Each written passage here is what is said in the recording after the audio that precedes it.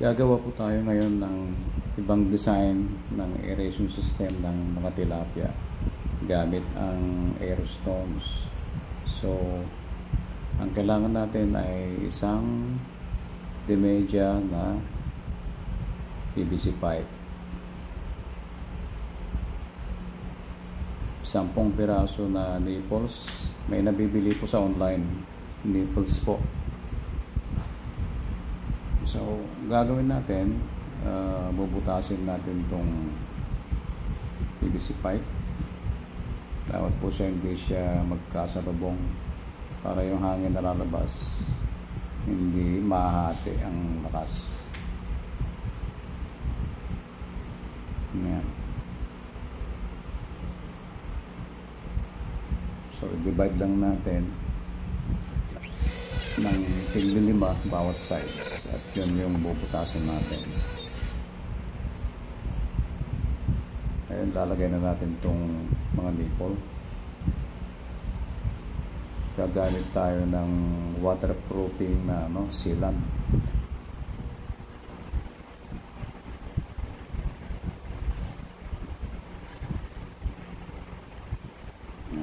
Iwasan po natin na malagyan yung butas ng nipples para hindi po siya magbara.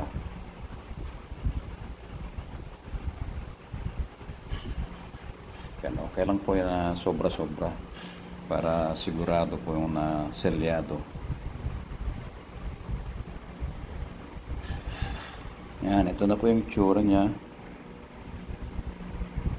So kailangan natin i-cure ito ng magdamag para matigas na matigas yung mga sealant na ginamit natin. At mangangailangan tayo ng end cap na Demeja para pantakip sa isang dulo ng pipe para yung hangin hindi tatagas, hindi lalabas. Yan, lagyan lang natin ng solvent. Ilagay natin dito sa kabilang dulo.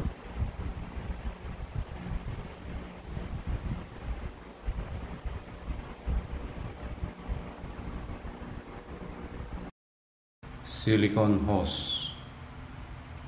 Airstone na 10 pieces. Ang size po nito ay 6 by 6. Mas maganda kasi pag mas malaki yung airstone para yung mga bubbles mas marami. Magkakat tayo ng silicone hose, ang 1.5 meters, 10 piraso. Ilagay na natin dito sa airstone.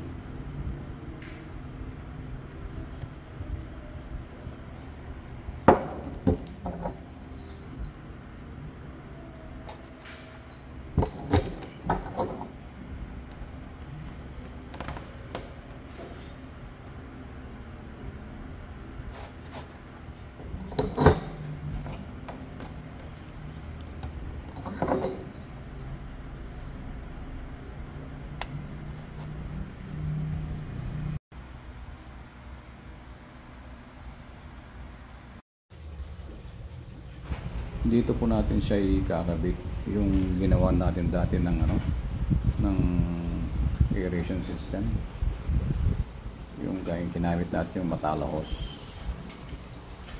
Ayan, diyan natin ikakabit. So, kailangan natin ng elbow na 1 piraso na medya ang size. At ikakabit na po natin. So,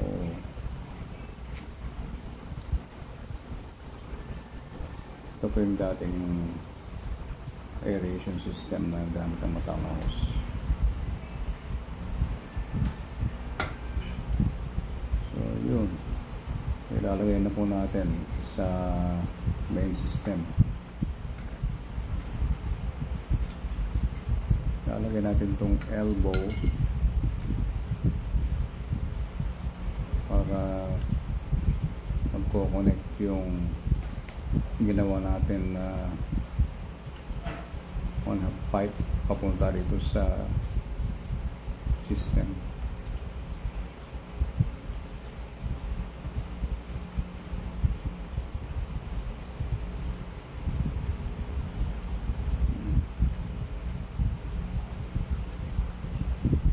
Itaktak natin ng konti para mahigpit.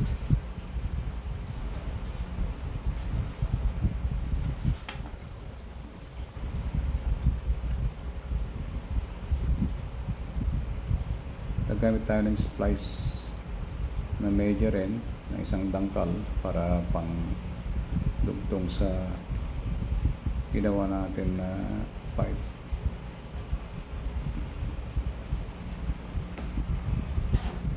Yan, lagay na natin.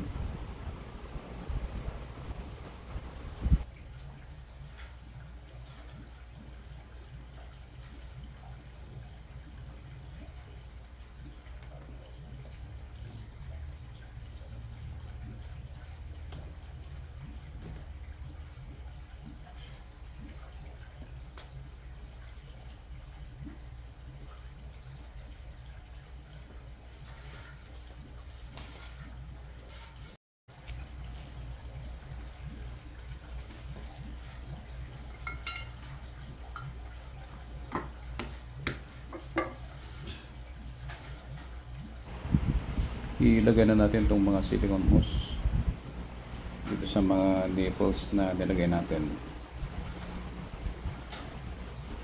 Dali lang kung ipasok. Saka natin ipupwesto kung saan yung yung airstone. Nilagay na natin lahat.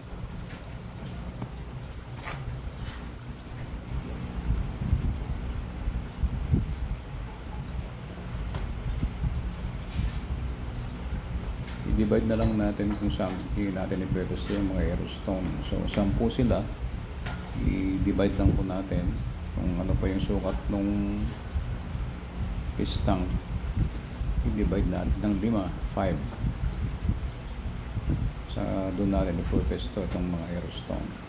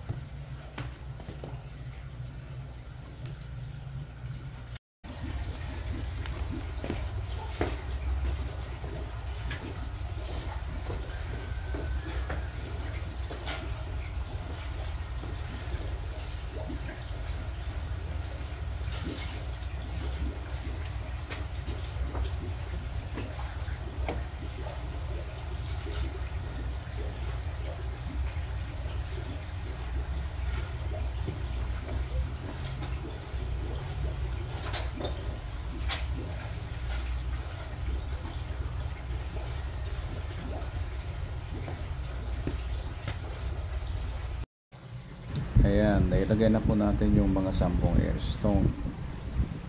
At makikita nyo naman po na malinis tingnan. Hindi na po siya nakaibabaw dun sa fish tank natin. Ayan, nasa ilalim na lahat yung mga silicone hose sa yung tubo. Ayan, dadaganan natin yung PVC pipe para hindi siya lumutang. Lagyan natin ng 2 pampabigat.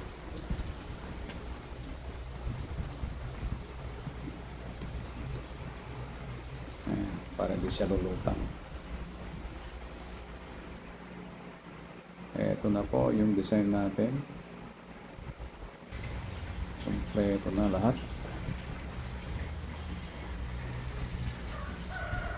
Ayan.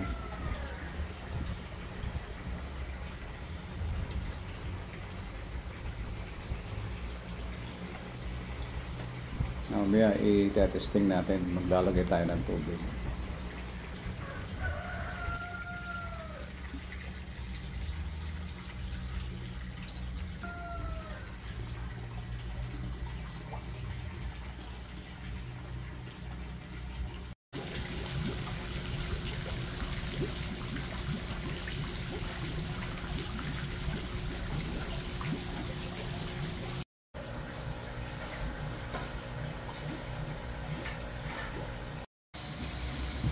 So, testing po natin itong ginawa na system. So, makikita nyo po yung mga air stones natin. Malalakas yung mga bula na nilalabas. Yan po yung gustong-gusto ng mga tilapia na nasa lista.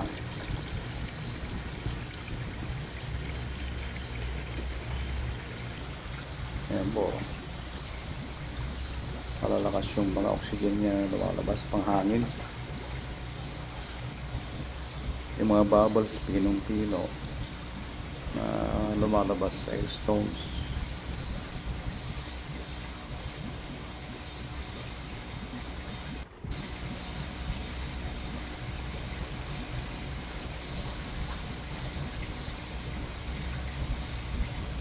Ayan. Ito, malakas pa yung bubbles niya.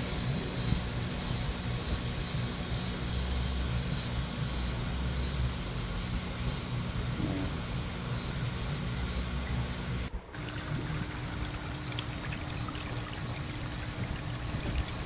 Mura lang po itong mga airstone na to. Nabibili lahat sa Lazada, sa Shopee, saka yung silicone hose. Ayan. Available po lahat sa online. Ayan. Kita nyo naman ang lakas yung hangin. Tingnan nyo mga bubbles po nila. Lakas.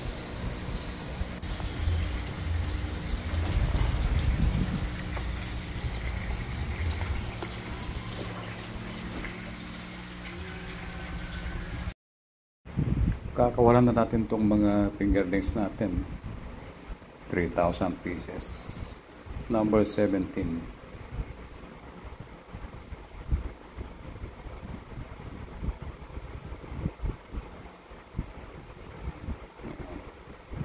Masayang masaya sila.